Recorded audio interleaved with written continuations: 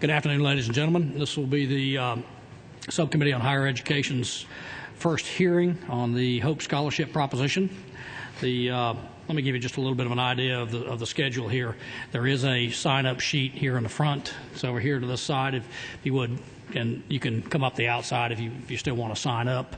The schedule for today will be the Governor's floor leader, Representative Collins, will present the bill. There will be time for question and answers from the members of the subcommittee who will be in and out because they have other committee hearings that they're attending right now. At that point, I'll begin hearing from the agencies. The first will be the Technical College System of Georgia, then the Student Finance Commission, then the Board of Regents, and at that point we will begin with the public portion of the hearings. At that point, I will take a look at the sign-up sheet and give you an idea of how much time. I'm just trying to provide an efficient way of going about that. I'll try to make sure that everybody who wants to speak from the public has a reasonable amount of time to make your point, and you'll make your presentations from over here just as the legislative members will. With that, I'll call this hearing to order, and I'll turn this over to the Governor's floor leader, Representative Collins. It's a privilege to be here today, and we've got loud. What I want to do today is we're going to go through this in taking time and taking some pains to look at a bill that is probably one of the more anticipated bills that has been a while. It's one that affects this state in a way that has had such a positive impact, and that is the governor's in tandem with the leadership in both the House and the Senate over the past few months, and going back in the House all the way back to the summer, looking at this issue. It has come a time when we have to look at it and say, this is not an issue we can continually punt down the road. This is not an issue in which that if we just sort of blink, close our eyes and click our heels and go back to some great state, that all of a sudden these problems will go away. Because of the great success of the program has now grown in such a way that these issues have come up over time due to many circumstances. So what has happened in the bill that is before us today in House Bill 326 is a bill that is aimed to not only take the initiative that was set forth by Governor Zell Miller in the previous legislature to provide one of the greatest avenues in this state to promote education and higher education and our citizenry, to not only take what was started, but then to continue it into the future, because we want this not to be a hope that was a hope of once was. We want it to be a hope to going forward for those who are coming in the times right now that are still going through the pre-K program, or others are not even born yet. We want this still to be a program that can be used, and that is what we're going to be dealing with here today. I'm going to state up front, and this is just, I'm going to sort of cuff script here for just 1 second as a point of personal privilege.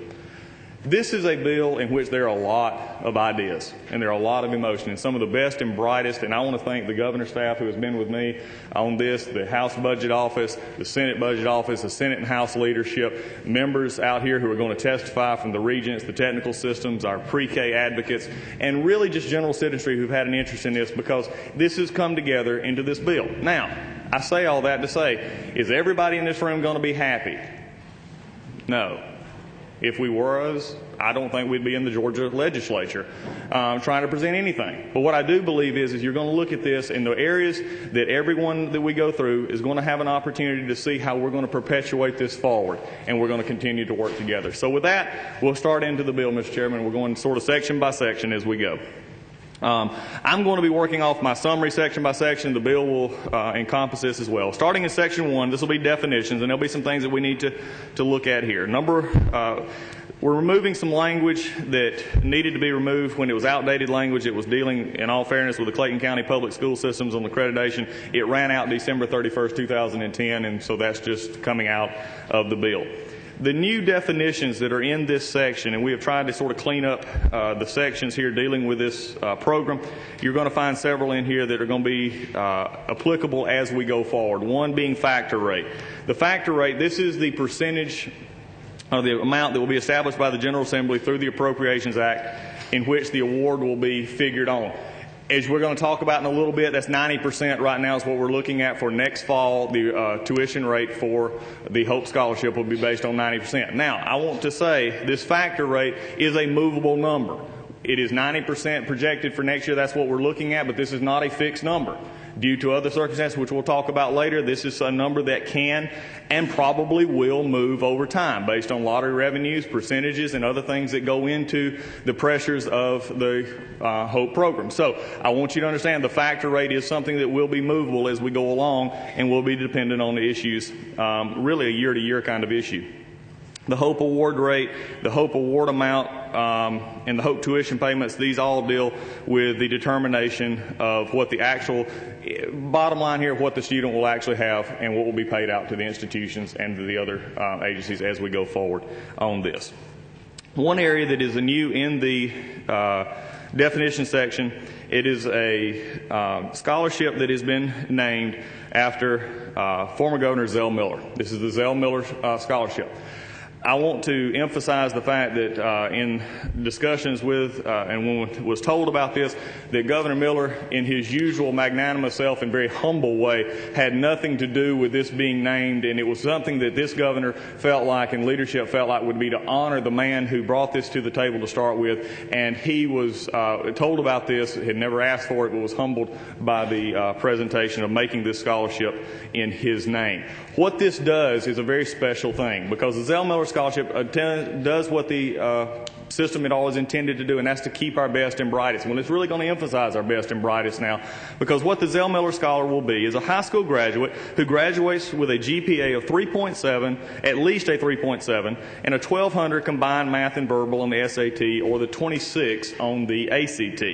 Now, homeschoolers can also be a part of a Zell Miller Scholarship. They will do it through their normal way and also earn the 3.5 at the 30-hour semester checkpoint. One caveat to this is that it currently will grandfather in current college students who entered between July 1, 2007 and June 30th, 2011, and they graduated high school with a 3.7 GPA or the 1200 or 26 on the ACT, and have maintained a 3.5. So what we're saying here is if they came into college and would have met these standards for the Zell Miller Scholarship, they will be eligible to be a Zell Miller Scholar. It is not something that they would lose because they just didn't come in at the right time. So this is something for those students who are already academically high achievers, they're already working through it, they will be able to be a Zell Miller Scholar. Why is that important? Because the Zell Miller Scholars we'll talk about later on will receive the full HOPE Scholarship. It will not be based on a factor. It will be based on the tuition, and it will be a full HOPE scholarship. And that is important for those scholars who have earned the best and the brightest that we're looking at right now, who have achieved not just as they've gotten to college, but also achieved as they go further. Since I'm here, I also want to state that their eligibility will be based on a 3.5. To keep the full HOPE amount, it will be at 3.5. If they were to drop below, they would have an opportunity at one of the checkpoints to regain the Zell Miller Scholar status, but they would also, even if they drop below 3.5 to say a 3.3, they would still maintain HOPE. So it's not a 3.5 and they go out of the system. They still maintain it with 3.0 and above. So at this point, those are the main items that are in the definition section that we're going to be going forward from. Section 2 deals with residency. The residence requirements for HOPE Scholarship, HOPE Grant, and the tuition equalization grants. There are no new requirements here. We're simply bringing them all together into another section. Those who are ineligible to receive the scholarship now will be ineligible to receive the scholarship as we move forward. And some of those statements are they have to be a U.S. citizen or permanent resident alien who meet the definitions. They've done the selective service, don't owe anything on loans, those kind of things. So those stay the same. Eligibility. In addition to meeting the residence requirements, the entering freshmen must also meet achievement standards. These, for the most part, are the same as they have been all along. There'll be still one of the issues that have came up, and I'll just sort of try and preempt this, or at least talk about this, as the governor did yesterday. Were there discussions about a merit-based scholarship, changing the merit-based scholarship to a means testing or some other way? In all fairness, yes, it's part of the discussions that were going on. However, it was determined early on, and especially by this governor, that this program would stay as it intended, and that being a merit-based scholarship. So those ideas of means testing, which they were early on in the program, which we acknowledge, has become a merit-based, and we're going to keep it at a merit-based proposition. So the 3.0 and then the checkpoints that we'll receive. Homeschool students and students who graduate from ineligible high schools will still be able to receive the Hope Scholarship retroactively based on their first 30 hours checkpoint with the 3.0 grade point average, and also entering it with the 85th percentile or higher on a nationally recognized test.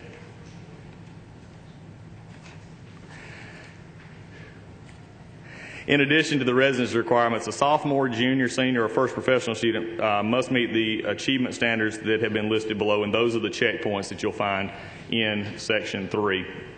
And we'd be happy to talk about those at a later date. Those, for the most part, have not changed as we look through these. The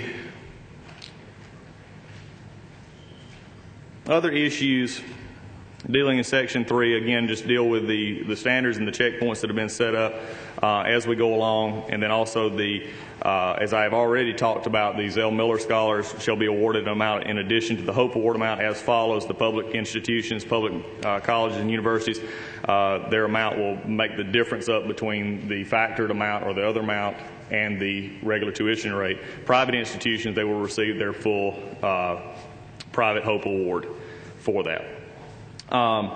Also in Section 4, students seeking a diploma or certificate at a branch of the technical system or unit of the University System Georgia must meet the residency requirements and meet enrollment standards by being admitted, enrolled, and classified as an undergraduate student in a matriculated status in the programs leading to the certificate or degree, diploma, and maintaining satisfactory academic progress. There will be no minimum hours for enrollment required for eligibility for the Hope Grant. That maintains where we currently are with that. Also, no student that has a baccalaureate degree or its equivalent or higher from any post-secondary institution shall be eligible to receive Hope Grant. In other words, now if you already have a bachelor's degree or something, you will not be able to use the Hope Grant in the technical college system. No student will receive the Hope Grants for more than 95 hours, quarter hours, or 63 semester hours as they make the transition over. And also, no student may receive more than a cumulative total of 190 quarter hours or 127 semester hours with a combination of Hope scholarships or grants, unless the attempted hours shall not include hours for courses taken and paid for by Hope Grant while participating in a dual credit enrollment status. Yours is going to be missing right there. There's the portion on GED, it's actually 5, and then just roll with that. Okay.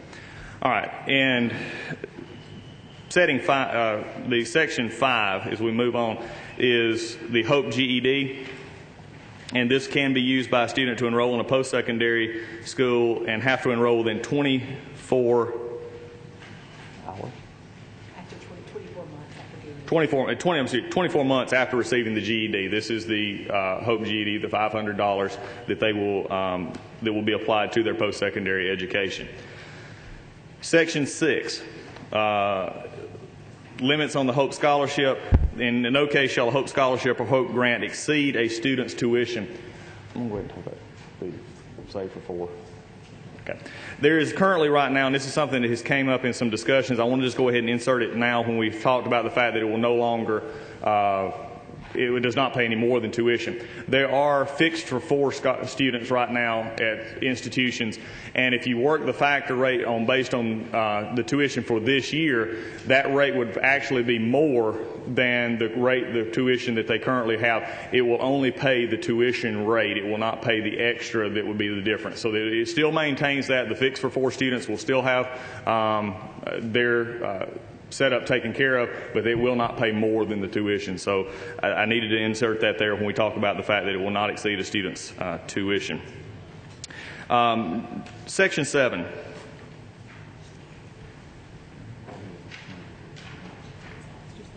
Okay. Section 6 deals with Georgia student finance, and this is basically just putting in and renumbering in this bill the rules and their authorities in which they oversee the program as we move forward in this.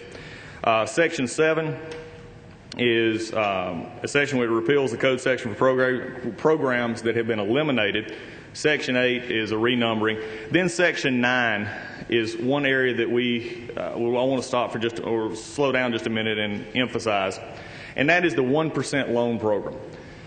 In the bigger picture of what we have in dealing with this our hope scenario and the new parts of this is there's never been a needs-based loan program here in the state of Georgia, and this is an opportunity to take the 1% loan program that was passed by the General Assembly a couple of years ago in 2008, and it will allow for a needs-based loan assistance at 1%. Money is going to be placed in there to start this program. It's already a checkoff box on income tax now that people could already be using or sending money to help this. This is going to start the program, and it will also give us an opportunity to provide these, maybe a gap stop, if you would, between, for those who may need extra assistance but are needs or have needs that would fall into a 1% category, which will help them in their time.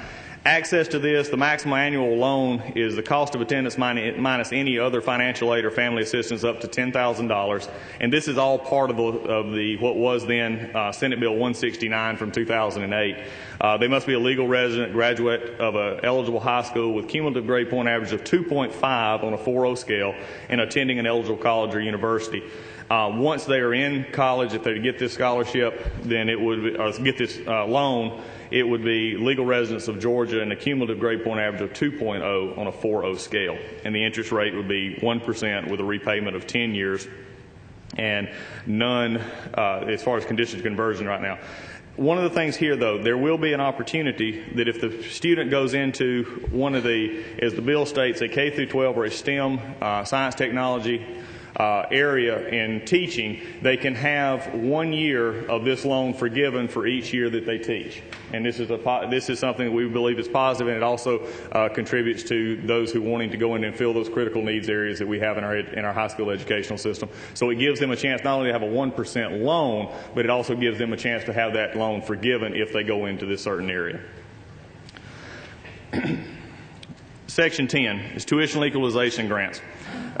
In the bill, and this was a discussion that was had, especially dealing with our private institutions, equalization grants will be in and funded in this bill to provide the grant that has been there since the mid-'70s, which outdated Hope by almost 20 years. Section 11 is...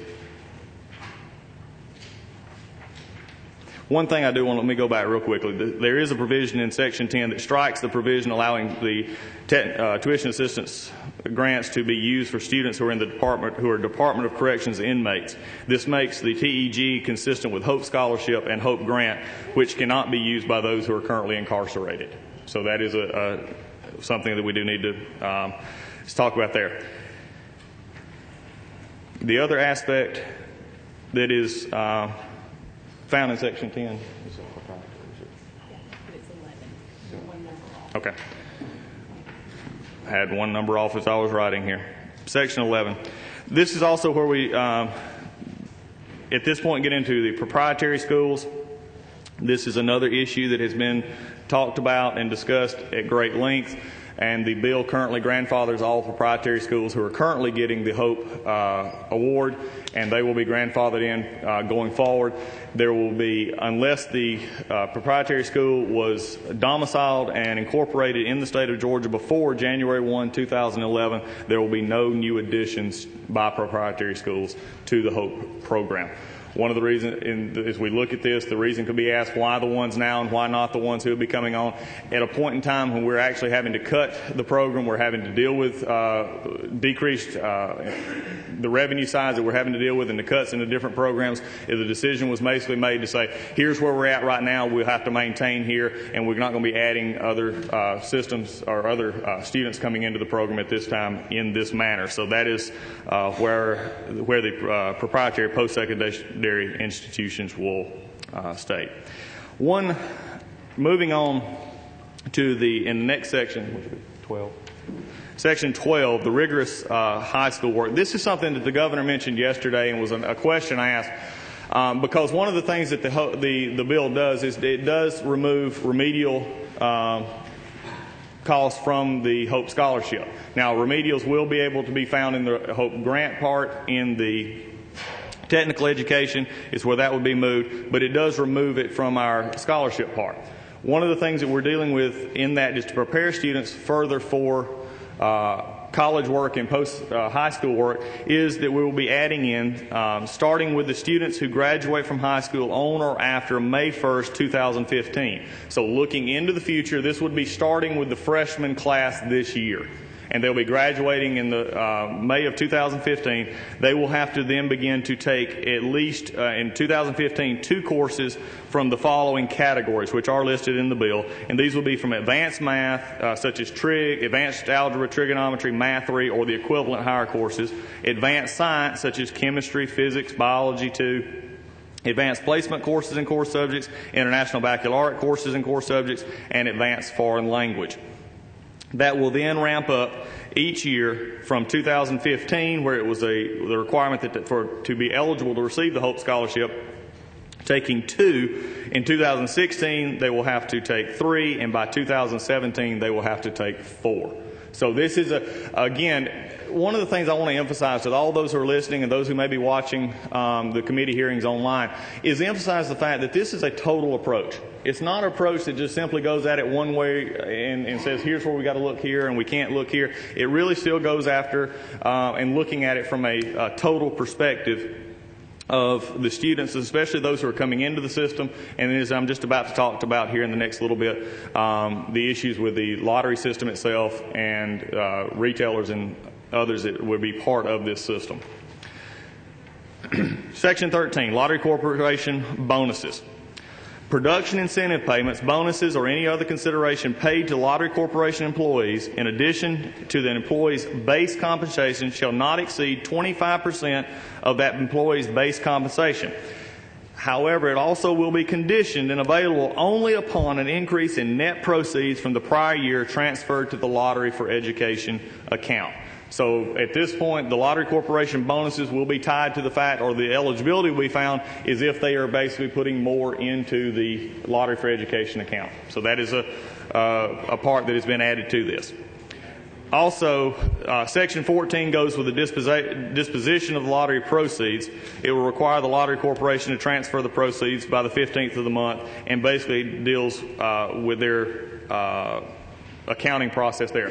One issue that we do need to address in Section 14 is the shortfall reserve shall be maintained within the Lottery for Education account in the amount in an amount equal to at least 50% of the net proceeds deposited in such account for the preceding fiscal year.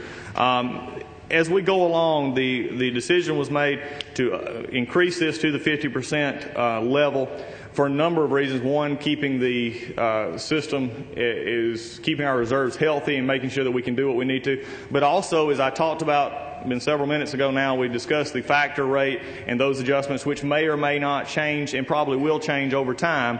The factor rate on how much a percentage will be paid on Hope Scholarship, and this is a possibility of a way later on if there is another, if we have a drop in revenues or an increase, that the revenues being kept at a higher amount will be able to sort of soften the blow as years to come, so that we can make sure that we're still providing access to education without having these sort of up and down swings in the factor rate, which affects, again, in the bottom line, how much students and how much parents pay for the education.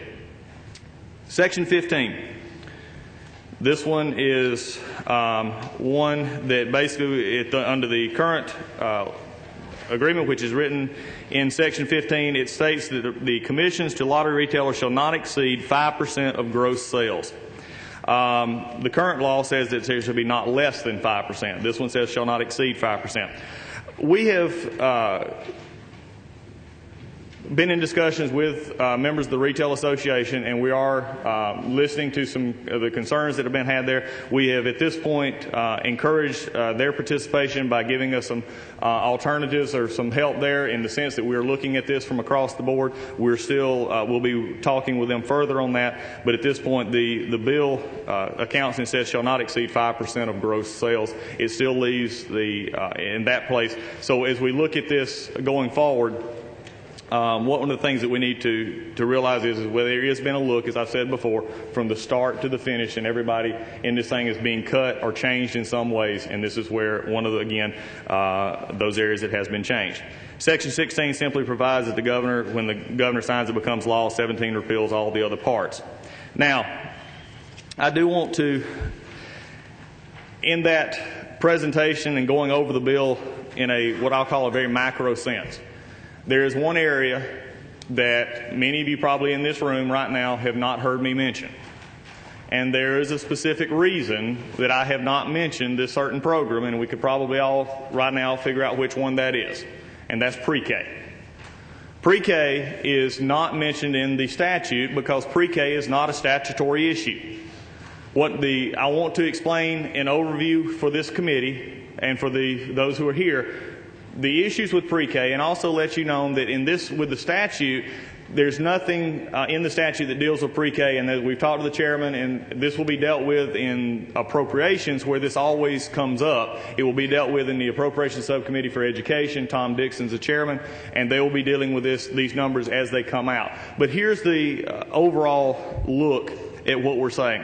We'll be looking at with pre-K, which the governor discussed yesterday, which has approximate $54 million worth of savings. One of the things that the governor wanted to emphasize here was to maintain the percentages that is currently being paid out to these different groups, and that's about a third percentage going to pre-K. That is maintained in this bill. I want to give because I have been contacted by a lot of folks. I've also read a great deal over the past few days concerning our pre-K. One of the things that I want to emphasize that this governor and this legislature are very proud of is this whole program as a whole, but also the fact that we do provide a universal pre-K program. Georgia is one of only 4 states to provide a universal pre-K program. Florida, New York, and Oklahoma are the other states that provide this universal pre-K. Out of those, 2 states offer both full-day and half-day programs, and Florida's is pretty much a half-day program, all in all. What we're looking at in dealing with this is maintaining our commitment to our pre-K community, our children in this state, and preparing them for education as they move into our elementary and high school, and then later on into the Hope side with our colleges. This is something, to do that, we had to look at a couple of things. The main things is, first thing I want to emphasize is 5,000 slots will be opened up for pre-K. There's currently about 9,000 names on a waiting list. This is going to open up 5,000 new slots for to address the pre-K waiting list. It will also continue to provide high-quality instruction and prepare children for their future endeavors. The ways that we're going to do this is being proposed through the standards that will be set up through our Department of Early Childhood Learning and DECAL, is setting up that it will be going to a 4-hour operational day, and that will take it from its current 6-hour day. It will go to a 4-hour day or a half-day program. What we will be adding to that is there going to be extended day funds given, approximately $4.5 million in extended day funds, tripling the amount we currently pay for those services for at-risk students where there may be an issue with the half-day program and what do we do with those rest of the days. There's also approximately $1 million for transportation to help cover especially public school systems and others who are having transportation issues dealing with this half-day transition. The other, and these things will be done through, with the work of DECAL, the office, and making these available, which will come out in the subcommittee hearings on appropriations through education. And this is why and I know there's a lot, and a lot of folks want to say, well, we need to all talk about them in one piece of legislation. But this is where the bill is. I want to touch on it today. We're not ignoring, because it is a valuable and important part of really what we all call HOPE program. But it is dealt with, and always has been dealt with, as an appropriation line item, not a statutory line item. So it's not something really in this bill that we'll deal with amendment or anything else. And that's what I wanted to make sure that we talk about it, let you know about it. These are the ideas that are being presented, and we can talk. But most of that will be discussed through the Appropriation Education Subcommittee, and Tom Dixon will be working with that. As we continue looking at this program, and we've talked about it, and a lot of folks have looked, and there's a lot of things, and we'll get into, I'm sure, in the question answering on how much this actually saves. As the governor said yesterday, it's approximately $300 million that we're looking at in savings, and to put the program back on a solid foundation for the future. I had a proverb, in fact, I read just recently, again, that sort of for me summed up where we are at this moment. And it says this, it says, whoever watches the wind will not plant, and whoever watches the clouds will not reap. And basically what that is saying is we can watch the clouds, or we can watch the wind and say the wind's too strong or the clouds are too dark, and life is going to, we may have this problem, we may have that problem, and I have my issues, and everybody in here has a valid issue that may or may not be addressed in this bill to a way that suits you. But here's the problem. This is not an if or an or. This is a time in which the governor, along with the leadership in the House and the Senate, and across party lines, have stepped up and said this program can no longer continue viably in the current situation. So this is a time that the governor has brought forward, with the help of many people, to bring this to the legislature so that in the future we can look up to the skies, we can look out in the future and say this is something that will help. This is something that will provide hope for generations to come. Mr. Chairman, we'll open it up for questions. Thank you, Mr. Floor Leader. I'm certainly appreciative of the presentation you just gave. Also appreciative of this governor's willingness to lead on this issue. It certainly is something that I think we'll all, in generations to come, benefit greatly from. Members of this committee, the floor is now open for questions for the governor's floor leader. If you'll press your request to speak button on your desk, I'll begin calling on you. First is Representative Killip. Thank you, Mr. Chairman. To my friend in the well, do you yield? I yield. Thank you, and thank you for the great explanation of this bill. My question has to do with the factor rate. Yes. And if I were good at math, I wouldn't have gone to law school. So help me with this. I can amen that. What we're doing is sort of, as I understand it, we're going to look at the amount. And as I understand it, the factor rate only applies to the HOPE award and to the HOPE award amount. It doesn't apply to any of the other It's a scholarship, aspects. yes, you're correct. And so what we're doing is we're just taking the total amount of what we paid out in the previous year and applying a factor rate to that, just to back into a number that we could simply appropriate from our funds and from the HOPE reserve funds, whichever it is, into the system.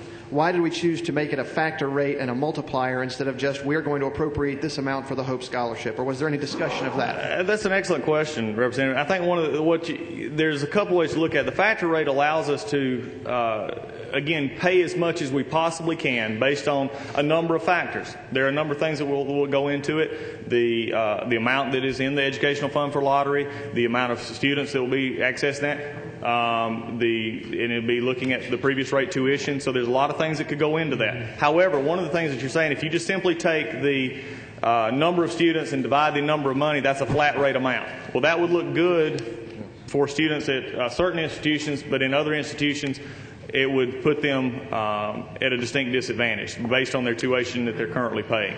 So it was looked at, but if you just simply take the number of students and divide it by the amount of money, that's just a flat rate award. And that would not be good in backdate. And also, as we look at this, by having a fluctuating factor rate, it keeps us from constantly having to go back and update the code. May I follow up? And I appreciate that answer. It was very good. Looking down at line 125, 126, it looks as though we're giving the Georgia Student Finance Commission the discretion to change the amount of HOPE tuition. That's not retroactive. They're actually not changing the amount that was paid out. They're simply changing the number going into the math going forward. And does that affect each institution individually, or does that affect the entire USG as a whole? It's individual. It's just a factor.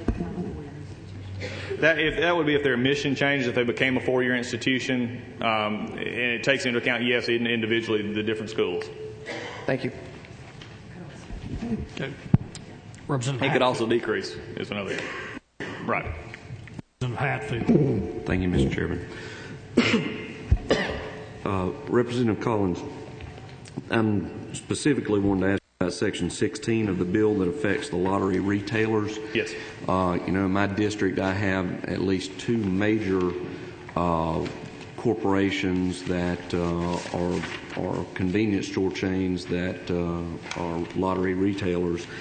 And I understand, it's my understanding that the retailers statewide would be looking at approximately 40% loss of revenues from lottery sales. My first question to you is, have you considered what the impact will be, the loss of revenues to those retailers? What would it be the practical impact in terms of losing retailers to actually sell lottery tickets? Okay. All right. I'll take that on multiple levels, and I know for a fact, as we both know, that they're going to be addressing that and probably have much different answers than I would give at this point, and I respect that greatly. This Section 16 has a $69 million impact back to the educational, back to the lottery revenue. So it's not a minor change that has been made here. And as I stated earlier, and I have talked this morning and had conversations about this issue, the instance at this point with the governor and been worked so far as where we're at this point was basically that we looked at it from start to finish, and that across the board there were cuts to be made, some for every part of the process. And this was the retailers as they looked at commissions. As we looked at commissions over from the top 10, where the top 10 lotteries, which are gross, and other ways to look at it. There's going to be per capita arguments. There's also gross revenue arguments and other things that can be made here. Is that we were one of only 3 that paid in the current 7%, the area that we were currently in. In looking at this was simply, it was not in a sense malicious intent to look at it, but simply a way of saying we're all part of this program and we're all looking at how can we make this program go into the future. Now, in reference to the effect on it will have at individual lottery retailers, I think that's a question that I'm sure will be discussed here in the near future. It is our hope that it would in light of where we are now, that the funds would for lottery would maintain or increase. That was something that we would hope, given the fact that the purpose and the worthy goal of the lottery monies is to go to education. That is something that we'll deal with, and we are currently talking about at this point. But we feel like, from a perspective of the governor's office and the work that went into this bill, that this is not just, we didn't single out anyone. Everybody got hit in some ways, and you've hit one that is an area of which there was a cut. Mr. Chairman, if I may follow up. Would you agree with me, though, Representative Collins, that I understand where you're coming from. You say you want everyone to sort of take a cut here or feel some of the pain, but would you agree with me that lottery retailers are in a little bit different situation because they are the means by which you deliver the product that is funding this system? I would not disagree with the statement of fact that they're the ones who sell the tickets. In that situation, I think I think you and I have spoke about this, and we're under the same understanding. And I think it's as difficult as many other proposals here that we've had. Yes, is it something that right now, though, in looking ahead in the future part, that's where we have had to sort of look at the numbers as we have with other numbers to say this is the number that, from the cut perspective, that we have that gets us to where we need to go to keep this program viable. Will it have an impact on retailers? Yes. I'm not going to say it won't. Is there something that, as we go forward in looking at it, this is what we needed to do at this point? As I had stated earlier in my presentation, there's already been discussions and a request made to say, if this is an issue, is there something that we could look at that point as an ongoing discussion? To answer your question, yes, is an impact. But I'll also go back and say it is an impact on pre-K programs. It's an impact on students who are now going to pay, not getting a full tuition scholarship. It's going to be an impact on teachers in pre-K programs. There's going to be an impact down the line. And looking at it from a whole, I agree that everybody there's all a constituent here. As you and I both know, there's constituency to every dollar. And this is just the decision that has been made at this point. One last follow-up. Okay. And I ask this respectfully, but don't you think that it's important that we know as a committee, as a legislative body, that we know in advance before making substantial changes to the system what the loss of revenue on the retailers is going to translate into in actual loss of retailers? Because, I mean, obviously you say, well, money may go up, money may stay the same. Money may go down, though. If we lose retailers, we may lose revenue. So my question is don't you think we should have some sort of hard figures or hard data to base our going forward on? I appreciate the question. I respectfully appreciate. I think the issue here is even from my conversations earlier today, in which they'll have an opportunity to refute. there can be, as I said earlier, it could go up, it could go down. No one can say it's definitely because of a decrease in commissions paid that lottery sales are going to, decrease. They can't. There's been no numbers. I mean, that's a projection out that you would have to sort of crystal ball. I think there is a suggestion that I've talked to several retailers, individual retailers as well, in dealing with that lottery has become such an integral part of their business that would it hurt? Yes. Are they upset about it? Yes. Have they talked to me about it? Yes. But in the end, would they stop selling lottery tickets? No. Now, that's not to say that all wouldn't. There's some who might, and there may be some big chains that would, and I understand completely from talking with the Retail Association and some of the members and you as well. That's a choice each and every one would have to make. But I think in the long run, as we look at this, there would probably be others who may or may not fill in that gap if there was. So that is where we're at this point. Thank you.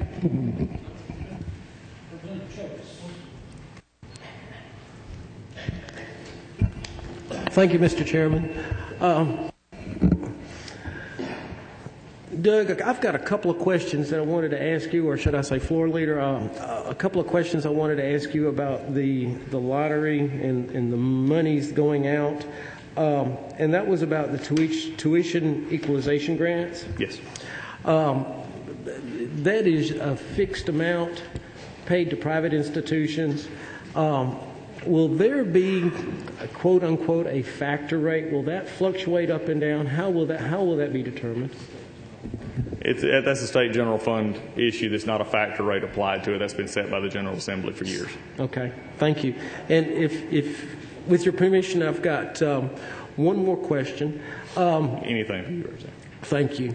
The several years ago, the Chancellor had initiated a program called Fixed for Four. And that was going to set the tuition of the state institutions for the 4 years that the student was there.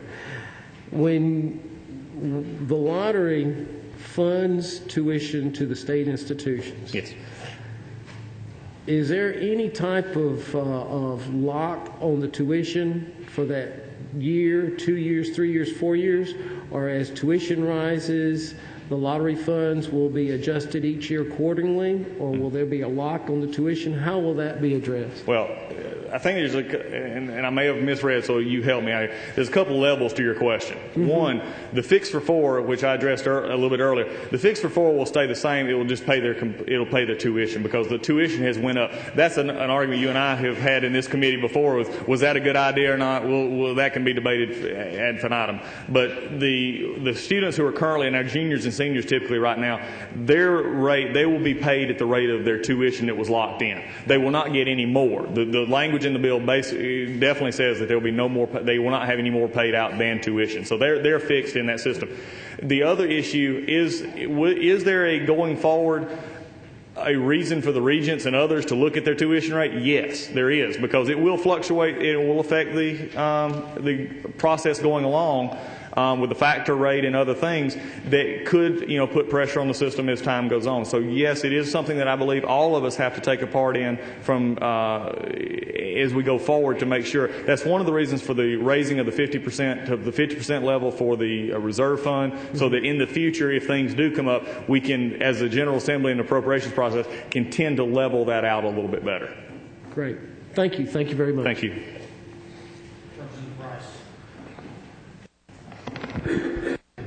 Thank you, Mr. Chairman. To my good friend and all the good people who have worked on this so hard, and I know this is not an easy task, and I appreciate all the effort and the brain power that's gone into this. A couple of things just to help me understand this a little bit better. If I just took an example and said the tuition is $20K a year, okay, whatever, for the school that I'm interested in going to. Okay. And as I understand it, the factor rate that's set by the General Assembly, yes, right? Yes. On some basis of which I'm not sure how that gets set. I understand it's several variables. So that's multiplied times that 20K. Let's just say it's 0.7. Mm-hmm. So if you multiply times 0.7 times 20K, right? Mm-hmm. You get 14. Well, you have to divide 14,000. It's actually a little more than that. As far as the factor rate, which would come to us, is in the way it would come is it would be actually coming through the appropriations when the governor submits the budget. Would already be the factor rate would be figured in, and then it would be to us to look at.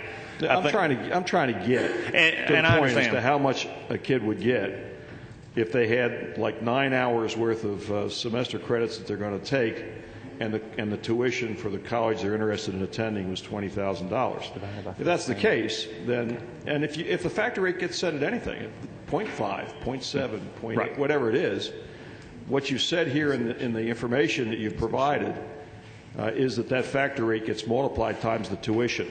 Right. And then it's taken and divided by 15, which is the total semester credit hours applicable, and then that number is taken times the enrollment hours. Am I correct? Am I reading that correctly? Well, let me take it from this. I have to go with my other fellow mathematically challenged bar member, Representative McKillop, as myself. But looking at it to this point, for our math side, I have to agree.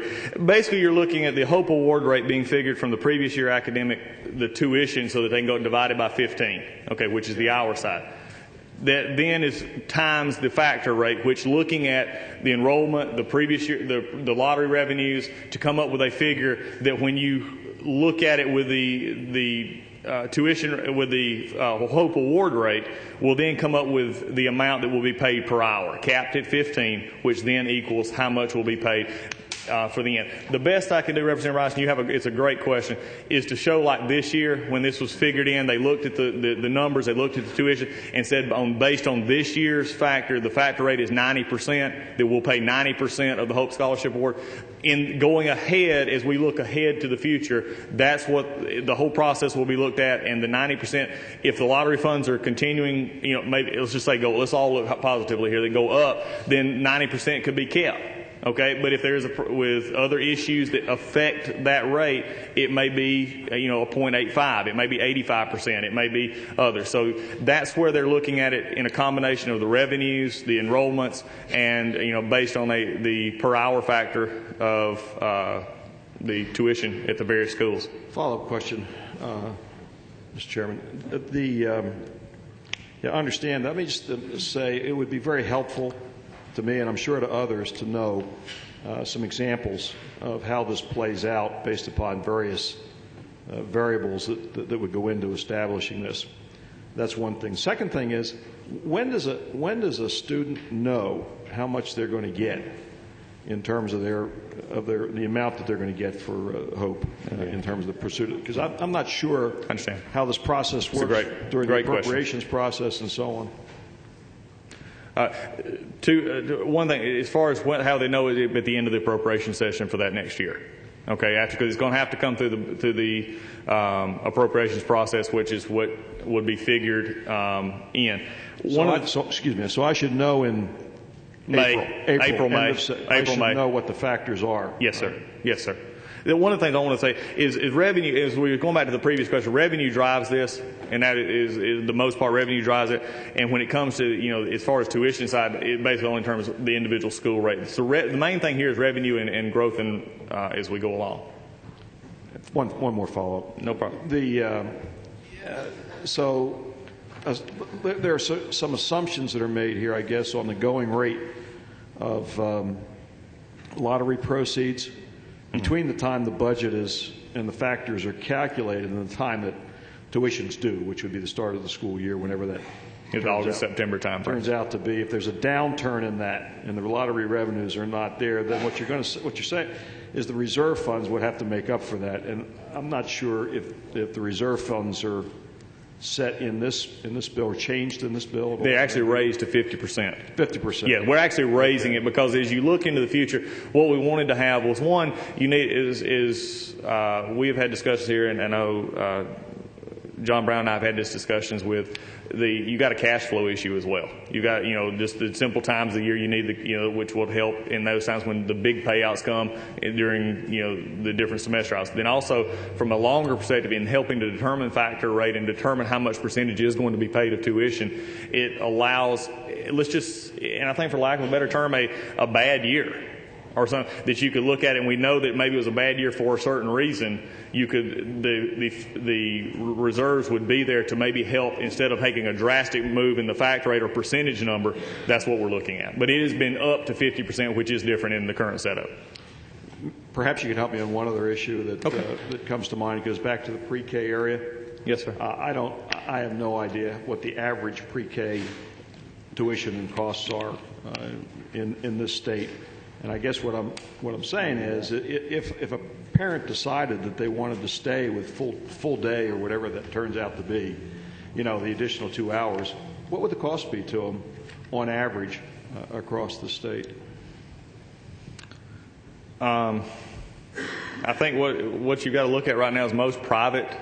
If they do a private it's based on 4 hours, and then they go through it. And then I know when my children just a few years ago were going through it, we paid a half day rate for an afternoon kind of rate. So I think to find an average across the state, that might be something that later on it'll vary greatly from urban to rural in that kind of setting. So it's to give you an exact answer, I'm not sure. I think at one point, just personal experience, but it's been many years ago, because mine are now 15 and 12.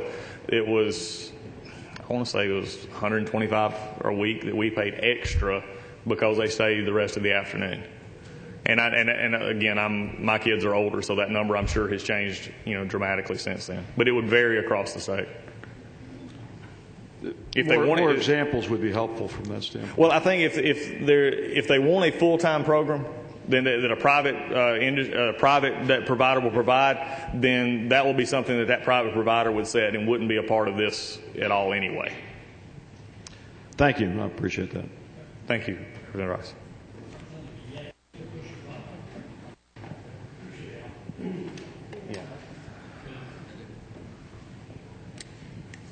Thank you, Mr. Chairman. Hey. Hi. Most of my calls have come on pre-K, so I'm glad that you're going to address that again later. Yes. Have you got a copy of this thing from University of Phoenix? Have you seen that? I'll let's read you the first. Okay. It said, House Bill 326, the bill aimed at preserving hope for the future generations. University of Phoenix, it excludes the students of the University of Phoenix from qualifying for programs currently being offered for students in other proprietary schools. Yes.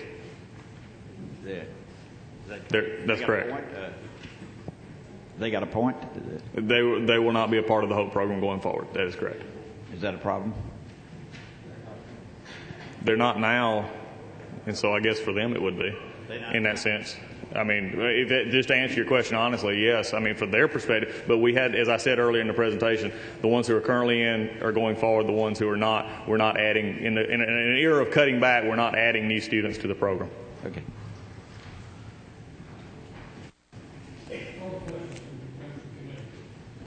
Any other members of the committee have questions for the governor's floor leader? Representative Collins, you want to summarize, and then we'll move to the agencies? I appreciate it. Thank you, Mr. Chair. I think I want to go back. The questions have been great, and Representative Rice, just to address your question, we're going to see if we can get some private numbers that would, if they wanted to choose a full day program, that would be again off for themselves. But we're going to look to see if we can get you some numbers on that. I want to just go back to the main thing that we talked about earlier. This has been a long process. It's been a process that started in the House. I know it. Over the past summer from Chairman Walker and others who have had a lot of input, and the governor's office along with the budget office in the Senate and House leadership. If we could all, I think we all want to, and I'd love as our dear colleague Tom McCall used to say, I wish I could just come say this is just a little old housekeeping measure. It's not. This is a change, but this is a part for the legislators in this room. As we look forward, this is a chance for those of us who look back on this program and saw the success it had, and that legislature that took that visionary step to make this. This is our chance to continue that process and continue to take Governor Miller's dream and that legislature's dream forward. We're able now to have our part in it, to stamp it with our signature saying, could we answer everybody's questions? No. Could we answer everybody's hopes and dreams as far as what they would want? No. But can we all work together to move this program into the future so that Georgia remains committed and dedicated to our educational system from pre-K through college? And that's, I think, what this bill does. Mr. Chairman, thank you. Thank you, Governor's floor leader, and thank you, Governor Deal, for the heavy lifting on this and all the staff work that went into it as well. All right, ladies and gentlemen, what we'll do next is hear from some state agencies. First up will be Commissioner Technical College System of Georgia, Mr. Ron Jackson. No.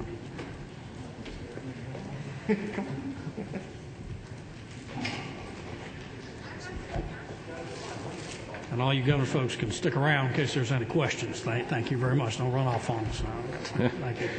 Commissioner Jackson, the floor is yours. Thank you, Mr. Chairman, members of the committee, and it's a privilege to come and speak to this most important issue for the technical college system. I would first like to congratulate all of those who have worked so diligently and worked with us at the technical college system in crafting this solution for the ongoing sustainability of the HOPE program. We are certainly interested at the technical college system in our current students, and we want to make sure and have tried to make sure that our students' interests are represented in the process that we've gone through in assisting in crafting this. But the leadership that has been shown by the governor, the leadership in the House and the Senate, is one that we applaud, because we think at the technical college system our students have gotten a very fair shake. The bottom line, it does not make all of our students dance on the campuses today, but they recognize that the students who will come after them need hope and some level of hope to make this program happen for students 10 or 15 years down the road. And the proposal that has come forward, we believe, will protect the interest of those students as well as the students that are on our campuses today. You see, we have 191,000 students on our campuses today. 147,000 of them receive a HOPE benefit. 95% of those receive the HOPE grant. And that HOPE grant is a lifeline for building the workforce of Georgia. And the manner in which this solution for HOPE and the sustainability of HOPE is one that we believe our students, our presidents, our state board certainly can live with and support. I would say that in these times of difficulty with the HOPE program, we are very pleased that a very small portion of the program, the $500 HOPE voucher for those students who get a GED, encouraging them to go on to college, and the maintenance of that in this program is certainly truly a beacon of hope for those individuals that have stepped up and gotten their GED. And the maintenance of that in this solution is one that we are very pleased to see. All in all, we believe that this works for the technical colleges and our students. We believe it works for the workforce in Georgia going forward. And we believe that if only some people in Washington, D.C. would take the leadership that the groups that have worked on this in the governor's office and the General Assembly here and tackled a very tough issue with a very positive way of handling it and making it sustainable, maybe we would have better results in our federal government in dealing with some of their issues. I applaud the efforts that have taken place here. Thank you, Mr. Commissioner, and as always, your remarks are very much appreciated. Members of the committee, any questions for the Commissioner of the Technical College System? Mr. Commissioner, thank you very much. Thank you very much. Appreciate the opportunity. The sign-up sheet is still here. It's on this desk over here. I want to make sure that anybody who wants can still come and sign up. The public portion will be following the second agency to follow here. Just if you'll make your way up the outside to do that. Next, we're going to hear from Mr. Tim Cannell, Georgia Student Finance Commission. Mr. Cannell, I suspect with the success of this legislation, your portions of the testimony at this commission or at this committee will be significantly increased from your previous years, about to become a lot more popular. So we would like to hear from you as well. Well, thank you, Mr. Chairman, for the opportunity to speak. I think Representative Collins did an excellent job outlining the provisions of House Bill 326 and responding to questions from the committee. So I won't really add any more to explanation of the legislation than what he has already done. I will say that we had the opportunity last summer to raise some of these issues with the Joint House and Senate Higher Education committees. Certainly this legislation achieved one of the major objectives that we were at least posing to the committees last summer, and that is we're on an unsustainable trajectory with the costs and revenues in the program. This will rectify that, and this legislation also will enable us to manage the program going forward to always make sure that we stay in balance between revenues and expenses, so it achieves those two major objectives. And from the perspective of the staff of the Georgia Student Finance Commission, it will also suggest that, at least addressing the post-secondary side, this is a very fair and balanced legislation that I think achieves both the policy objectives and as well as the financial ones. Mr. Kushner, thank you very much. Let me focus on one thing that you said. I want to make sure that that's a part of the record. You testified in front of the joint committees with respect to the trajectory of the Hope Scholarship, and I think you were very clear in where we were going. Can you state that again for the record here, that if we continued on that trajectory, where we would be, and then and reiterate again what this will do to shore up the future? I would be happy to. When we looked at the numbers in fiscal year 10 was the first time that the sum of all the expenses that the lottery was financing exceeded the due deposits from the Lottery Corporation by an amount of about $150 million. Fortunately, at the time, we had nearly a $1 billion reserve, so that meant that we still had $850 million left in reserves, a substantial amount. But when we looked at what the projected expenses for this fiscal year would be against projected revenues, we saw that that deficit would grow from $150 million to almost $250 million. And then we looked ahead into next fiscal year, that deficit would rise to in excess of $300 million. So pretty quickly, those reserves that we had would be evaporating, and that presented another problem that has not really been discussed here today. We need to maintain a reserve balance sufficient that we have the cash flow necessary to pay the invoices that come in from us from the schools. And so if we couldn't get down to zero on the reserve balances, if that were the case, schools may be waiting literally months before we could pay invoices and create a real problem for them. So effectively almost one and done if we do not make these structural changes. That's correct. Any further questions? Representative Huckabee, let me turn your mic on there, sir. Yep. One of the exciting things about this legislation is it provides funding on the 1% loan.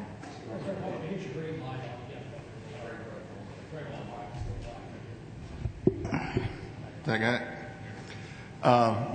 To me, one of the exciting things about this bill, and there are many, is the initiation of the 1% loan program.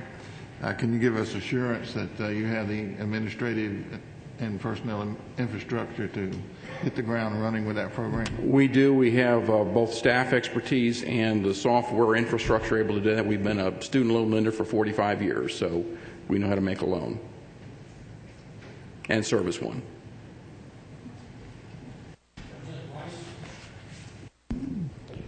Thank you, Mr. Chairman. Commissioner, thanks an awful lot for coming today and all the hard work. I know there's a lot of late hours involved in this type of thing. Would it be fair? I asked the question of Representative Collins about the pre-K impact, potentially. And I do have a couple of numbers that were afforded in the notes that I have. And tell me if this is a fair assumption. If there was a savings claimed of $54 million in the pre-K program, and the program approximately serves 84,000 students.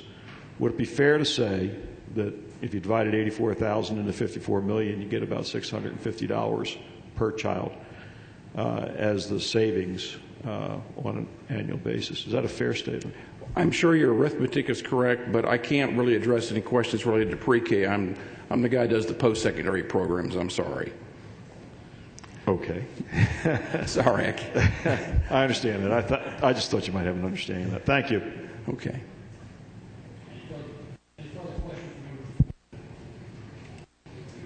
Don't see any. Commissioner, thank you for your time. Thank you. Next to testify is the Vice Chancellor of the Regents System of the state of Georgia, Mr. Tom Daniel.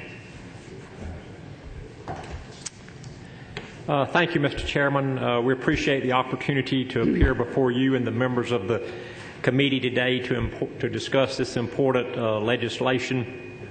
The Chancellor sends his regrets. He's on jury duty working today. We would like to... He told us he wasn't coming back in here. Is what he well, said. we always have another opportunity. I think he'll be back a time or two. We'd like to thank the governor and his staff, Aaron Haynes, the governor's education advisor. Many legislators have worked with us. We certainly respect your time, and I'll make some very brief comments. The university system is very supportive of the proposed changes for the following key reasons. The proposal fulfills the original educational intent of the program. The Zell Miller Scholarship concept supports Georgia's long-time and ongoing efforts to raise the bar academically for all students, K through 12 through college. Also, students earning the 3.0 GPA will still receive significant tuition support. You listened to and responded to student proposals. The need-based aid component, which you so wisely adopted in 2008, will now receive the needed funding under the governor's proposal.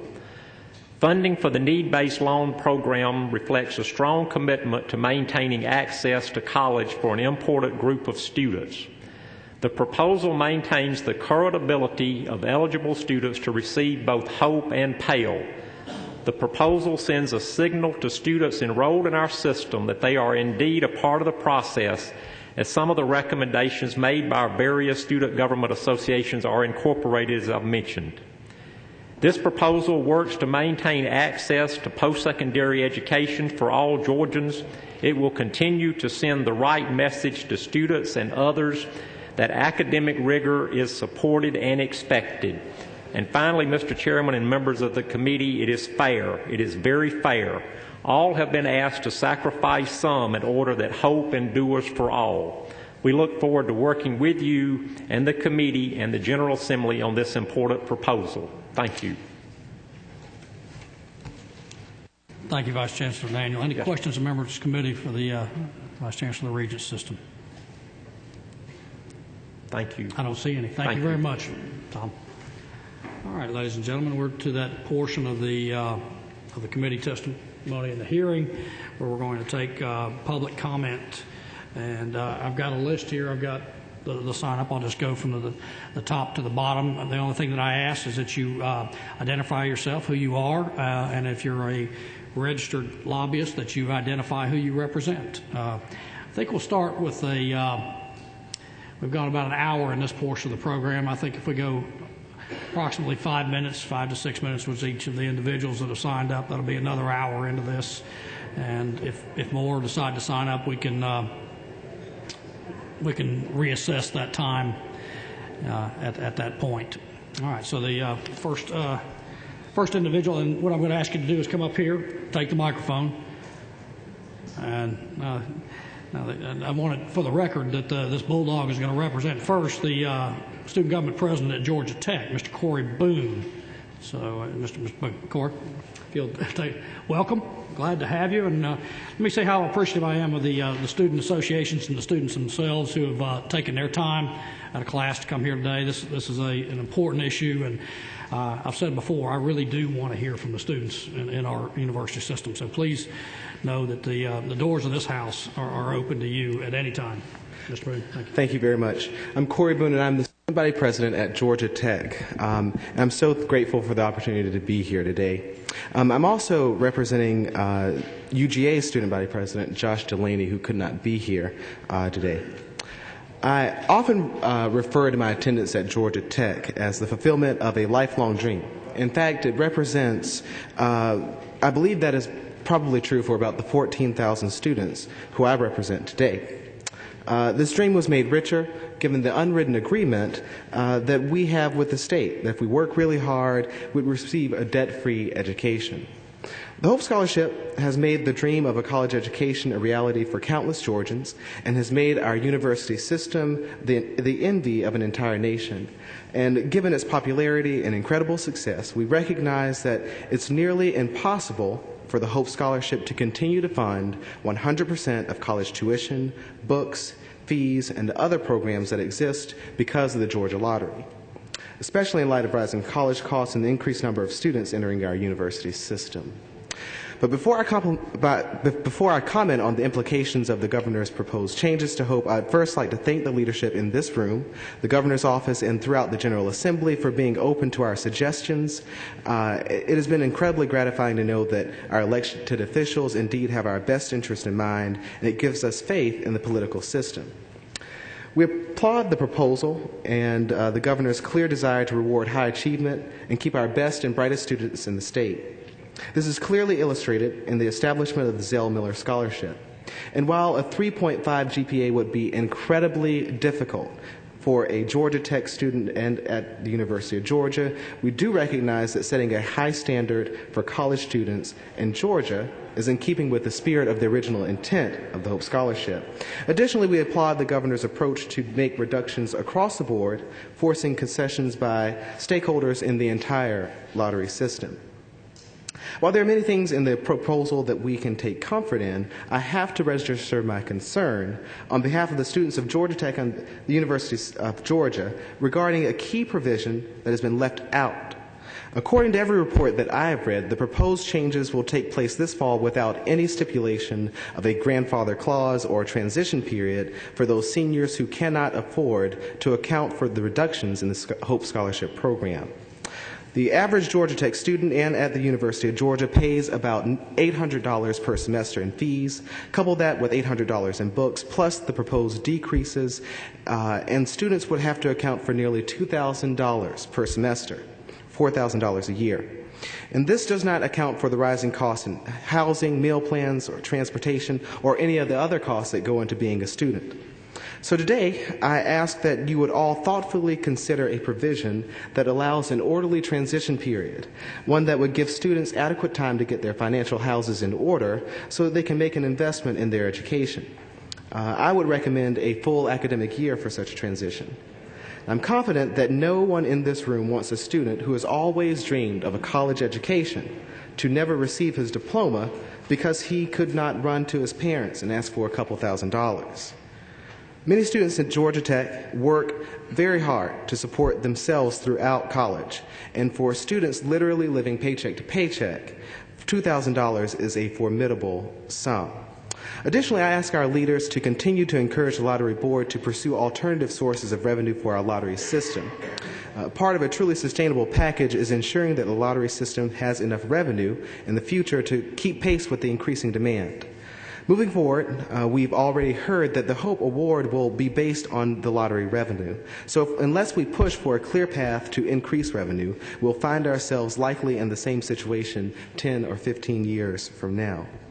Again, I'm honored to have this opportunity to speak from you. And growing up in the south side of Albany, Georgia, where I'm from, I never really imagined that I would have an opportunity to speak on behalf of one of our nation's most prestigious universities. Georgia Tech has accomplished incredible strides because of the support from this General Assembly, and I know that if anyone can find a sustainable solution to the HOPE Scholarship, it will be this legislative body. Thank you so much for your time.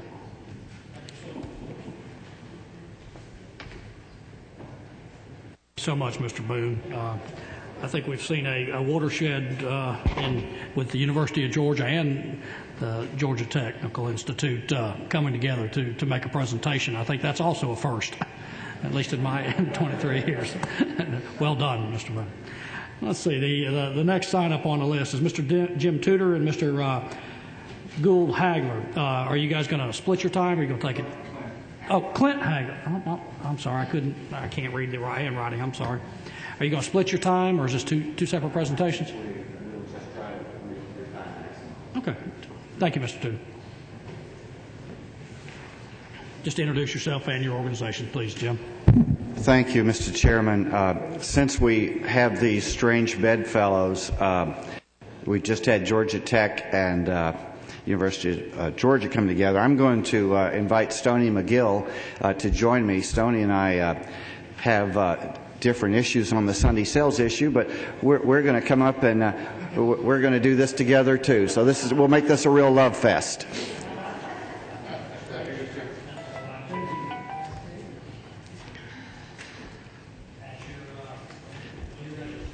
Thank you. Mr. Chairman, members of the committee, my name is Jim Tudor, and I serve as president of the Georgia Association of Convenience Stores.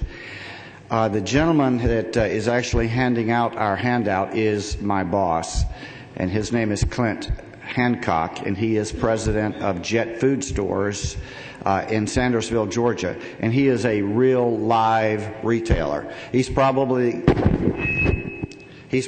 one of the few people in this room that's actually sold a lottery ticket, and that's very, very key as we begin this discussion. You know, Mr. Chairman, you and I were, I think, the only people that were here when the lottery started.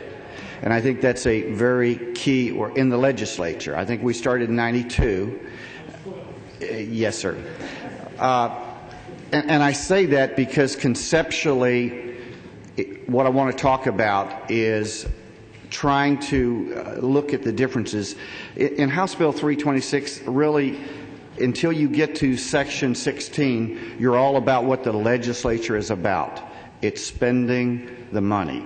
And that's what you need to, when you get to the Section 16, though, you're about raising the money. And when we set the Georgia Lottery Corporation up, the whole idea was we were setting that up as a marketing organization. And the whole idea was that we weren't going as the General Assembly try to tell them how to sell lottery tickets. And the Georgia Lottery has done a phenomenal job. I don't know that you know how well a job they've done. I want you to look at the chart, though. Lotteries are rated on per capita sales. At the end of the day, you can have a very big state that has lots of sales, but they're not very efficient. Georgia is number 3 in the country. That's very key. They know what they're doing. Lotteries all over the United States are facing the same dilemma that we are. That is, increasing expenses, flat sales. In the Convenience Store magazine this month, the headline was, in the lottery industry, even is the new up.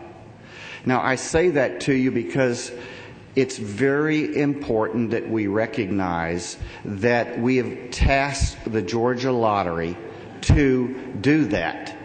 Now, what you're doing today, though, if you include Section 16, is you're now stepping into the marketing piece for the very first time, because you are removing the flexibility of the Georgia Lottery Corporation to do the things that you've tasked them to do, which is to incentivize retailers and to sell the tickets that's out there. Now, Sections 1 through 15 is very important. Lotteries all over the country are doing things similar to this. You're having to. What's key about Section 16 is there is not a single lottery director in the United States that will recommend what you're doing in Section 16. There is not a single lottery in the United States that is doing what you want to do in Section 16. And do they just know something that we don't know? I think what they know is that you don't, in a time in which you're trying to be a marketing organization, go out and, in effect, demote your salesman. Now, I heard testimony here that, well, we're so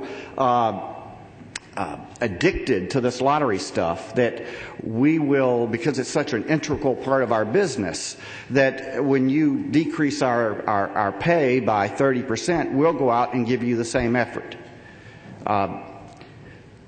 I don't know the answer to that, but it's a really big risk.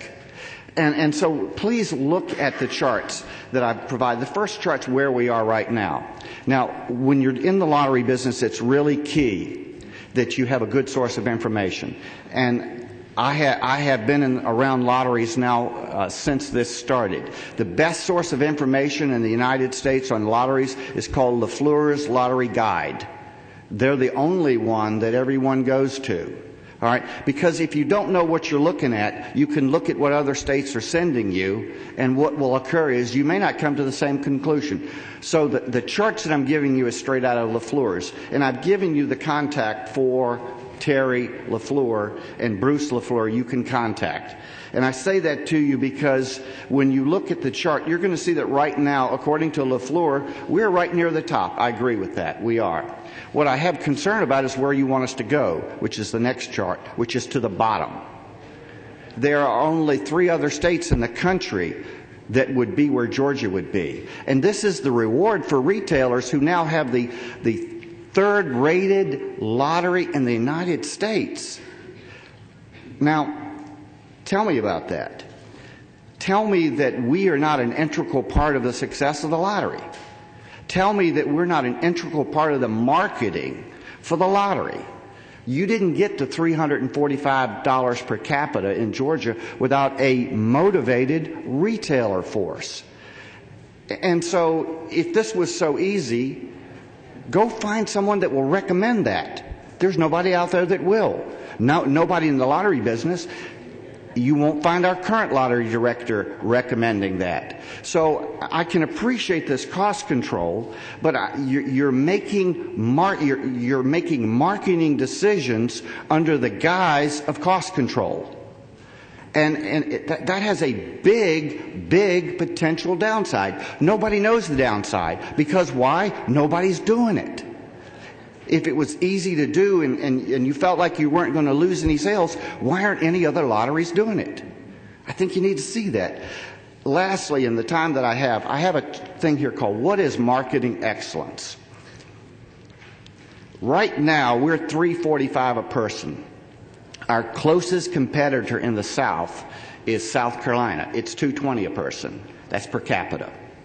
Now, if we, for whatever reason, because we start wanting the state to get into the marketing business, and we cook this golden goose. You know, I have a saying, if you have a golden goose, don't tell it how to lay eggs. They know. We don't. We just take it and you spend it. But if we should, for some reason, become what South Carolina is, look at the numbers.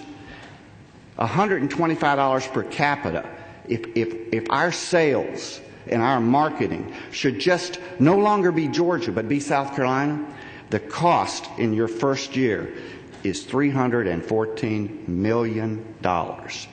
That's the premium you're getting in Georgia right now for being better than South Carolina. It's worth $314 million a year. So I say to you that, and I appreciate the conversations that we've had, but I will say to you that I'm going to let very quickly a real retailer tell you how he would plan on handling this. And I'll introduce Mr. Clint Hancock. Clint.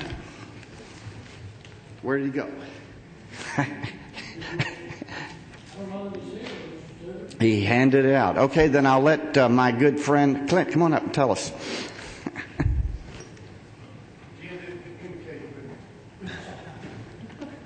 Somebody else will be cooking the donuts tomorrow. Thank you for this time to share some of our concerns. To be the best lottery retailer, it takes manpower. The reason Georgia is so successful at this point is because in any good retailer that you go into, we have 2 systems going on. We have one system to take care of our convenience store customer that's buying fuel and food. We have a second person on staff 7 and 8 hours a day dedicated to lottery. If this change happens, that staff would be reduced dramatically.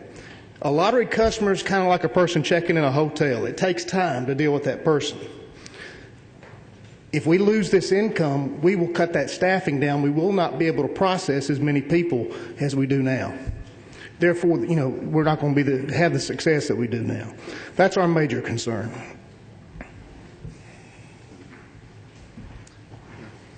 Well, thank you all very much, Mr. Chairman. Thank you, and it's a pleasure to be in front of you all today. I am Stoney McGill. I represent Georgia Alcohol Dealers Association. We're a trade association. We represent approximately 500 retail package stores, which is about half of the liquor stores statewide. When we learned of this proposal, our membership is divided into districts, 8 districts across the state. We contacted 3 lottery retailers in each one of these districts to get their opinion of this. Obviously, none of those lottery retailers were in favor of it, but there was at least 7 of those retailers that said, without a doubt, if they cut our commissions with the time constraints and everything else that the lottery is, then we will definitely do away with with the lottery. And downtown Atlanta, Columbus, Alpharetta, Gainesville, Albany, Lithonia, a retailer in every one of those locations said, without a doubt, we will discontinue lottery. And if you have less outlets, I have to believe you're going to have less money. I don't know what number of lottery tickets are impulse buys and how many are planned, but if you got less people out there selling them, and less incentive to sell those tickets, then you're going to lose money, and you're going to be right back here trying to figure out where to cut next. So, and one other thing, what Mr. Tudor said. Actually, in '91, I was stuffing envelopes for my dad for Georgians for a lottery referendum. So I've been involved with the lottery before it ever got off the ground, and we believe in it. It's been a great thing, but we don't want to see it decline because of retailers bailing out and no longer being part of the system, because we feel like we're the face of the lottery, and the money doesn't come from us, but it comes through us. And we just hope that we can reconsider this 16 section. So, and that's, I'll wrap it up with that. Thank you, sir. Thank you, Mr. Tudor. Mr. McGill. I really wasn't going to put together questions for the public. I don't know that. This is more of the hearing portion of the. Thank you, guys. You can talk to Mr. Tudor. All right. The next on the list is Miss Ashley Harris.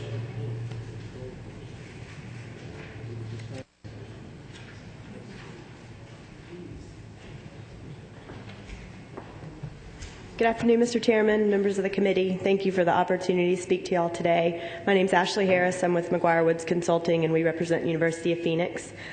Just wanted to take a few minutes of your time and introduce you not only to me, but to University of Phoenix, which some of you think is just a little online school here in Georgia. Actually, it's across the state. We have 12 campuses. We graduated about 3,800 people last year. And if there are no changes to Hope Scholarship, our students would qualify for Hope Scholarship starting this year in 2011. Unfortunately, House Bill 326 changes that. It retroactively says if you're not eligible as of January 1st, already passed, then you're not eligible in the future.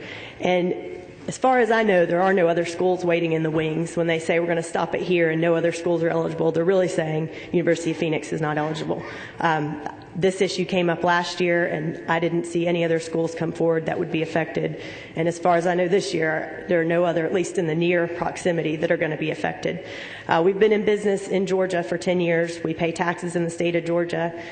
We've done everything to play by the rules to become Hope eligible, just like many other proprietary schools who are continuing to be Hope eligible after 2011. Our impact, we believe, is minimal. The numbers that I've gotten from the folks at University of Phoenix is that at most, if we would have qualified in 2010, we would have had about 1,800 students eligible. That's out of, 250,000, I believe, that currently receive Hope benefits. We're a very cost-effective way for the state to help make sure that it educates as many students as possible, and we want to continue to do that and be a leader in our state. In addition to just the basic, higher education that's important, our outreach goes further than that. We've differentiated ourselves from many of the proprietary schools by offering an orientation program that's free for all of our students, that helps them adjust and make sure that they are responsible and ready both for the time and money constraints that go along with higher education, and that has helped our graduation rates up to 80%. We've worked with local police departments here in the area to make sure that they're getting college credit for classes that they have to take for training to get them one step closer to graduating college. We're partnering with the Georgia Department of Defense to allow serving military members and their families access to reduced fee education, and we want to continue doing those things, and all that we're asking is that we be treated fairly and that our students be given the same choices as other students across the state. Thank you. Our next presenter is, please forgive me if I don't pronounce the name correct. This is Brian Pajoli, with Georgia Tech student. Mr. Pajoli.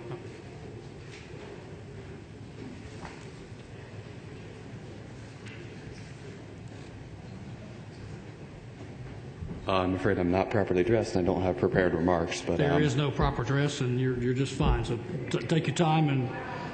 Okay. I want to thank you, by the way. That's probably the most accurate rendering of my last name I've heard in a long time.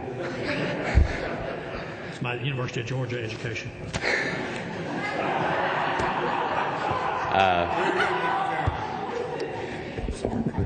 Yes. In any case, I want to voice that I feel that some of these measures that are taken in this upcoming bill are a grave series of missteps with relation to improving student performance in the state.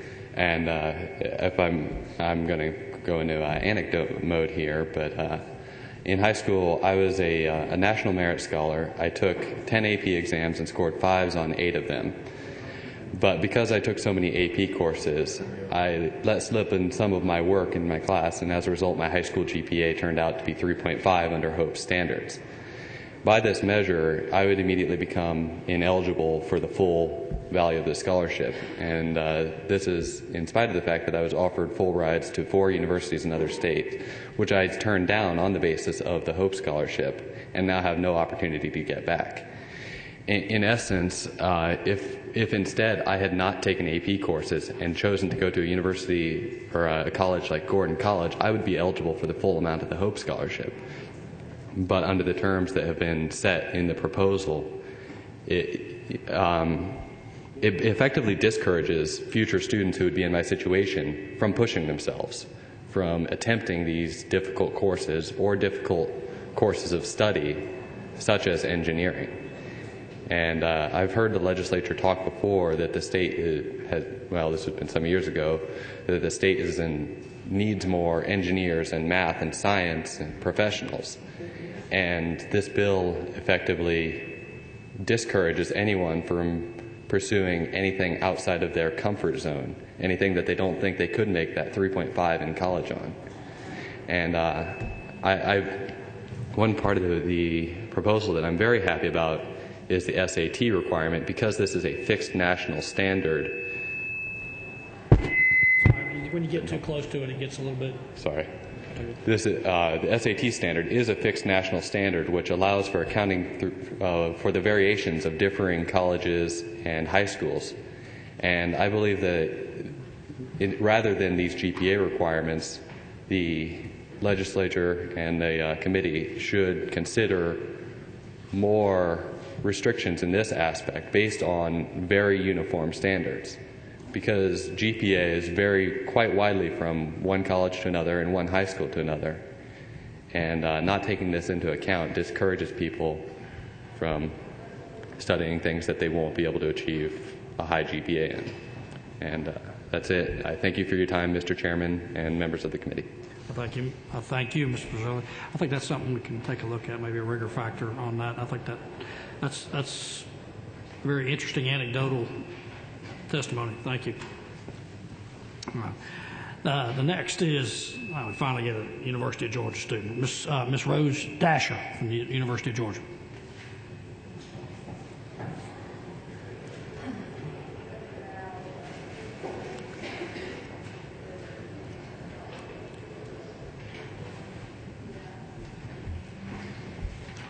Thank you, Ms. Dasher. Hello, my name is Rose Dasher, and I'm a UGA student. I'm a freshman, and I'm here today because when I first found out about these budget changes, I was extremely worried about the future of low-income students. And I feel like this is something we have not talked about enough. These cuts place an undue burden, an unfair burden on the poor students. These cuts, the differences to tuition are easily covered by some wealthier families, but for students on the very lowest income bracket, such as myself, we wouldn't be able to cover that. I'm not getting any help from my parents for college, and the changes would pretty much make it to where I couldn't go anymore. And so I thought it was very important for me to be here. And I was under the impression that there would be more people talking about this, but I'm extremely disappointed that there aren't. We're sitting here talking about numbers and all these things, but no one's talking about how this will affect the poor students who will no longer be able to attend school. And I've heard some people say that we need to go back to the way the Hope Scholarship was originally intended for this, that, the other. The Hope Scholarship was originally a need-based scholarship with an income cap that prevented students with parents wealthy enough to pay for their college tuition. And I think that it's outrageous that we're not talking about this more. I think that all these different hoops that we're jumping through to be able to ensure that wealthy students would still be able to get the Hope Scholarship, all these cuts to the lottery program, all these GPA changes that would, as the person before me said, encourage students to take easier classes. All of these things could easily be remedied with a simple solution of reinstating the income cap. And I'm really disappointed that there aren't more people pressing for this. Obviously, it was something that worked out so well in the beginning that the Hope Scholarship was flooded with more money than it could even use. And, an income cap would not prevent any students who are currently able to go to school from going to school. It would not hurt the lottery program. It would not hurt... Basically, it would not make anyone unable to go to school who would be able to go to school now. And again, I'm really disappointed in all of you. And I just want you to talk about this more instead of threatening to make cuts that will prevent students from being able to go to school. We should instead be making changes that will still allow everyone to go to school, that will only be felt by families who can easily accommodate them. Thanks. Thank you, Ms. Dasher. Thank you. Next up is Nick Calavoda, a University of Georgia student.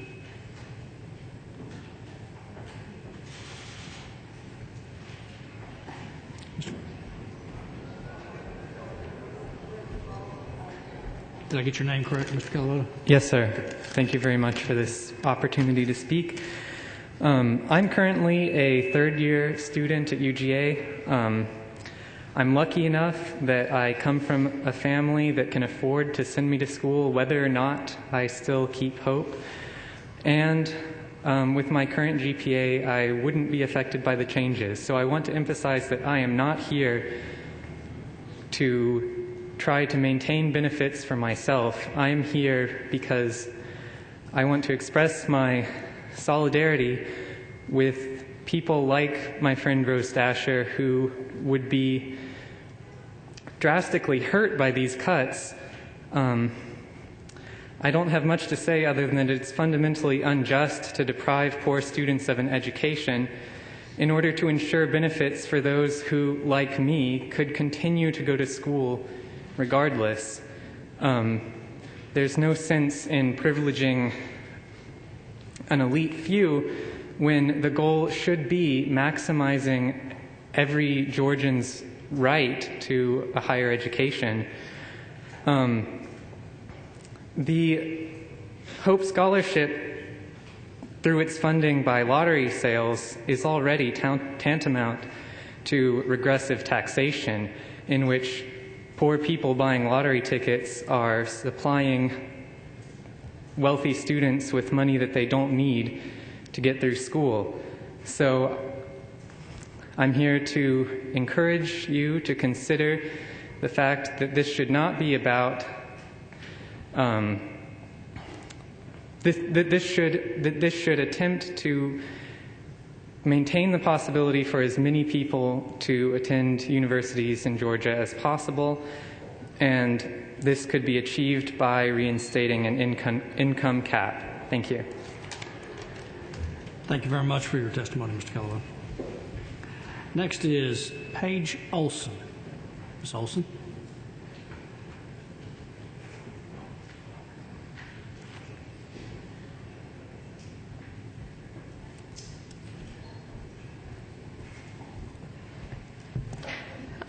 Thank you, Representative Collins, and our other representatives for giving us the opportunity to speak on behalf of the Hope Scholarship.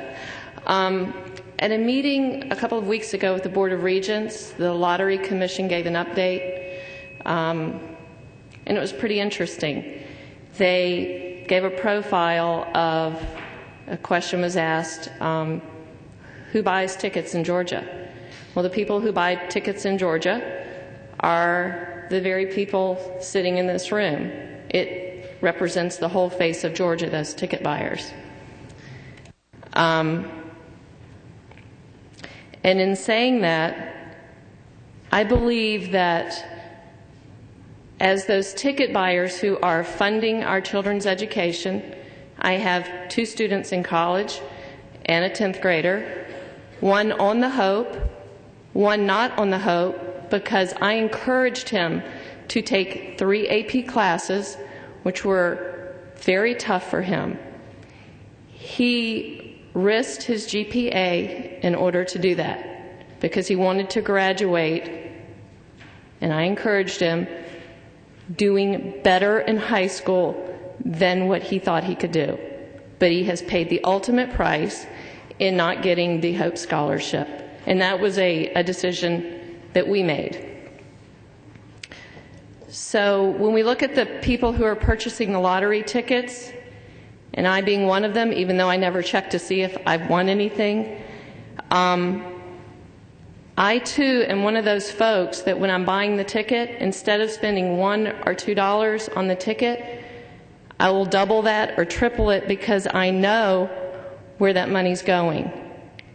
And I think that my opinion, and it was also reflected with the Georgia Lottery update, is that a lot of other folks around the state, in the metro area and in our rural counties, and those in between, are purchasing lottery tickets not only for that possible grand prize of whatever amount of money, but that they may have some personal effect on either an immediate family member or a friend or someone that they know may have the opportunity to go to college that may not otherwise have that opportunity. And I don't want to see that go away. There's a House bill out there that could help in this process, and it's for online instruction. And if we pair this online instruction and make this available, then the rigor that's been set forth for the year 2015 for 2 advanced courses, year 2016 for 3, and then by the time we get to year 2017, at least 4 courses from this list, where in some rural schools, a lot of these courses are not even offered. Most folks don't even know what the International Baccalaureate program is, and you can't take advanced classes.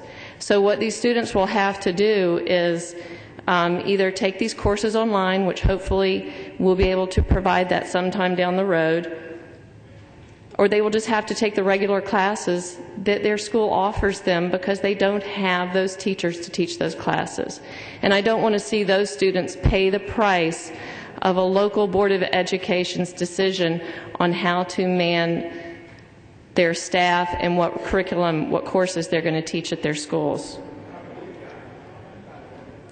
I also think that as we look towards the rigor and the challenges with funding this program, that possibly the Board of Regents could take a look at some of the initial classes that our incoming freshmen have to take. Most of them do not transfer to other colleges and universities in the state, so therefore they have to remain at that school.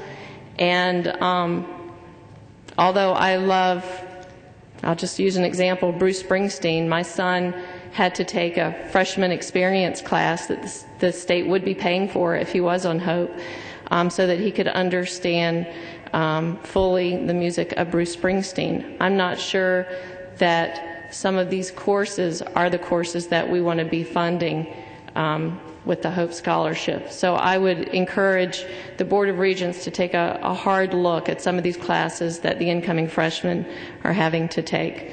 And that's about it. Thank you so much. Representative Collins, would you like to, one of the parts of your presentation dealt with the 1% loan program and the Pell Grants. In the interest of time, I think you went over that a little quickly, but I don't think it would hurt to, based on some of the testimony we've had, would you like to highlight some of that? Let me get your mic on. Yeah. Got that. All right. I would love to, and I think that's one of the things, and I appreciate so much the students coming and sharing with us. I mean, this is part of why we're here and why I'm so glad they are. One of the things is not emphasizing, especially, I believe the Hope and the way it's set up is helping the lower income students as well in dealing. Also, one of the things is we're not touching the Pell Grant offset. That was one of the issues that came up in this discussion before, because there was a lot of discussion, a lot of input, quite frankly, of saying if you get Hope, we're not going to give you Hope if you're getting Pell Grant and offset. And right now, that is for that very low income student, and they can get, and that's money that's not repaid. So that the Pell Grant issue, and then also the 1% loan, which is a needs-based, that we've never had. And I think that's the one this really neat thing about this legislation, good thing about this legislation, is it provides now funding for that 1% need and up to $10,000 that can be applied to those who truly have needs. So we are addressing what I think is the whole spectrum here. And I appreciate your opportunity to let me. Okay, I wanted to point that out because I'm very sensitive to that need as well. I wanted to make sure that that was highlighted, that is in the legislation. We have one more individual signed up. This is Miss Victoria Ayo of a Georgia Tech student. Miss Ayo, A-Y-O, Victoria. I think I pronounced that correctly. All right. Is there any other member of the public who? Yes, sir. You want to come on up? I just don't have you down, but you're certainly welcome. You'll just introduce yourself and any affiliation you want to add to that, that's fine as well.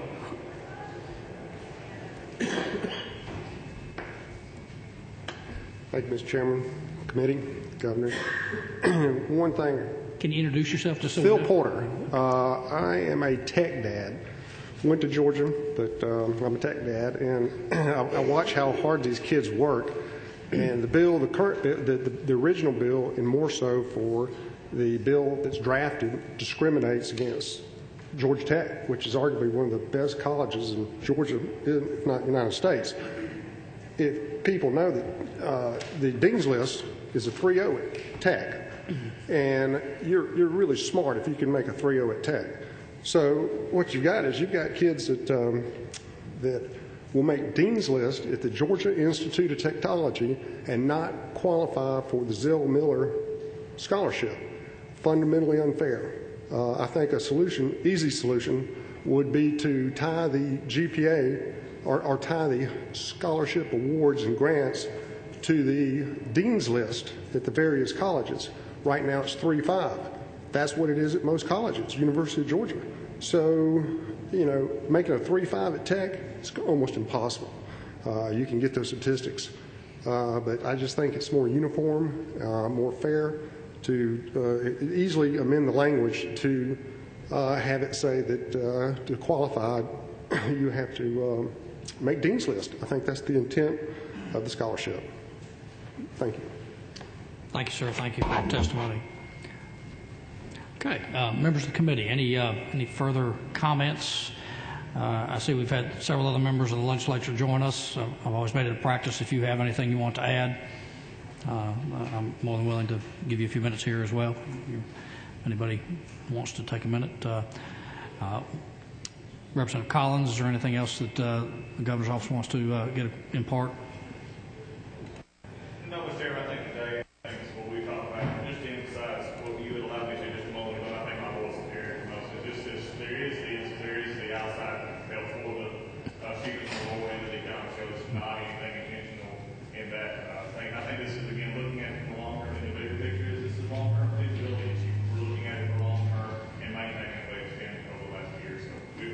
Thank you.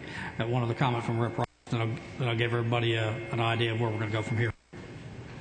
Yeah, thanks, Mr. Chairman. This is real quick. It just comes back to the theme that if the governor's office could provide us some additional examples of how this works in terms of the factor and how that plays out over a period of time, not just a one snapshot type of thing, but a period of time that says, okay, if a kid is here for 4 years, this is approximately what's going to happen here. If making assumptions about lottery revenues in terms of where that might go. Thank you, Representative. Let's see, I've got another request. Representative Walker, Chairman of Higher Education. Mr. Chairman, I was going to make a motion at the proper time. Depending on your motion, we're not going to take a vote today on this. We're going to wait until tomorrow. So this is just a hearing. Go ahead. Did you have anything else you want? Okay. All right. Any further comments? Okay. All right, ladies and gentlemen, here's the schedule that I anticipate.